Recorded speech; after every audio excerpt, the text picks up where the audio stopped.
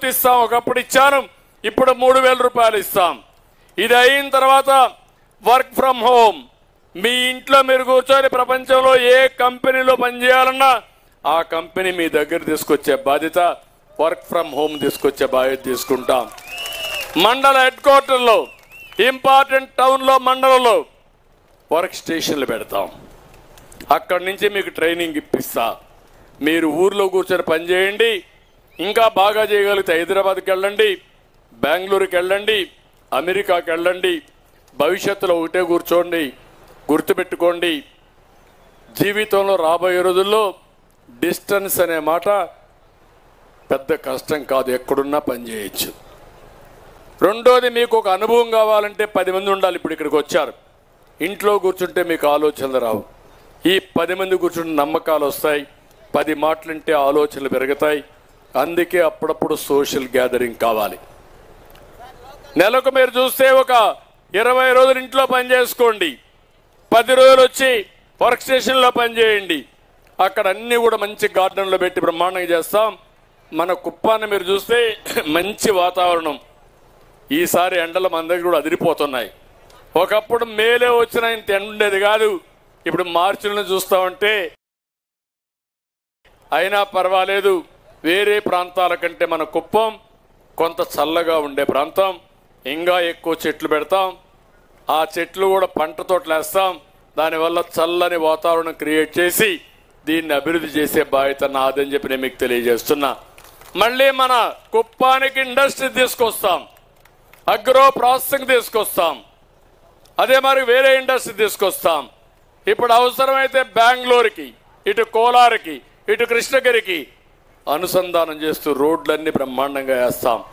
Kuppam railway station ఇంకా బాగా అభివృద్ధి చేస్తాం. ఏ ట్రైన్ వచ్చినా ఇక్కడ ఆగేటుగా చేస్తాం, ఒక హబ్గా చేస్తాం. అదే మరిగా కట్టేస్తాం వస్తానే.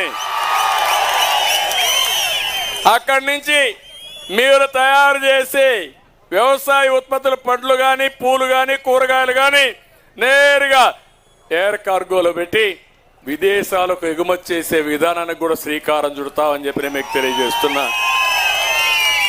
ఒక డైరీ ఇండస్ట్రీకి ఒక హబ్బుగా 10 లక్షల లీటర్లు పాలు వచ్చేట్టుగా చేస్తాం.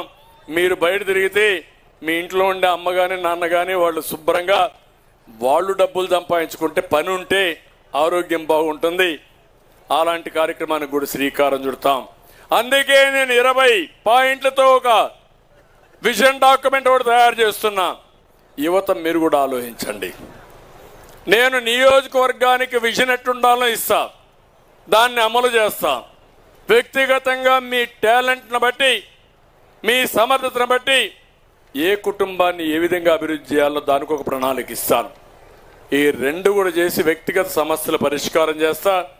చిన్న చిన్న గ్రామ సమస్యలు ఉంటే అవన్నీ పరిష్కారం చేస్తా. నేను 40 ఏళ్ళు అంటే 35 ఏళ్లలో ఈ నియోజకవర్గంలో ఏం చేశానో రాబోయే 5 సంవత్సరాల్లో చేసి నా నిజాయితీ నిరూపిస్తానని చెప్పి నేను మీకు తెలియజేస్తున్నా. అగ్రభాగాన్ని ఈ నియోజకవర్గాన్ని పెట్టాలి. మొత్తం అందరి నీళ్లు రావాలి, అన్ని చెరువులకు అనుసంధానం చేయాలి. అదే మరి పాలార్లో వదిలిపెట్టాలి. అవసరమైతే ఇక్కడ నీళ్లు ఇక్కడే ఉపయోగించుకునే విధంగా కార్యక్రమాలు చేస్తాం. ఆ నీళ్లన్నీ ఒక రిజర్వాయర్ కట్టి ఇక్కడే వాడుకునే పరిస్థితి తీసుకొస్తాను. డ్రిప్ ఇరిగేషన్ తీసుకొస్తాను. ఎప్పుడో ఇజ్రాయెల్ టెక్నాలజీ తీసుకొచ్చి దేశంలోనే మొట్టమొదటిసారిగా ఇజ్రాయెల్ టెక్నాలజీ వాడిన ఏకైక ప్రాంతం మన కుప్పం నియోజకవర్గం. ఆ రోజు కావాలని చేసి ఇది పోయింది. కుప్పం టౌన్ ని మీరు గుర్తుపెట్టుకోండి, దేశం గర్వపడే విధంగా ఉన్నది బెస్ట్ టౌన్ గా తయారు చేసే బాధ్యత నాది.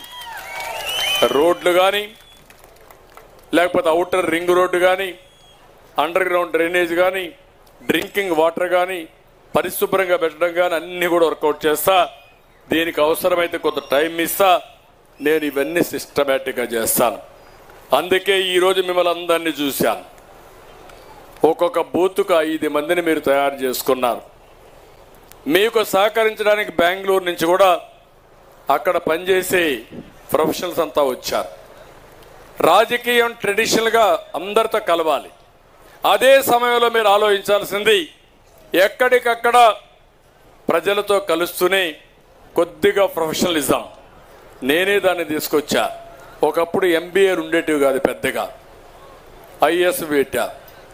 మీరు ఐటీ చేసినా, మార్కెటింగ్ చేసినా, ఇంకోటి చేసినా, ఫైనాన్స్ చేసినా, ఎంబీఏ చేస్తే దానికి ఏ విధంగా చేయాలనో క్వాలిటీ పెరుగుతుంది, స్కిల్స్ పెరుగుతాయి అనే ఉద్దేశం తీసుకొచ్చాం.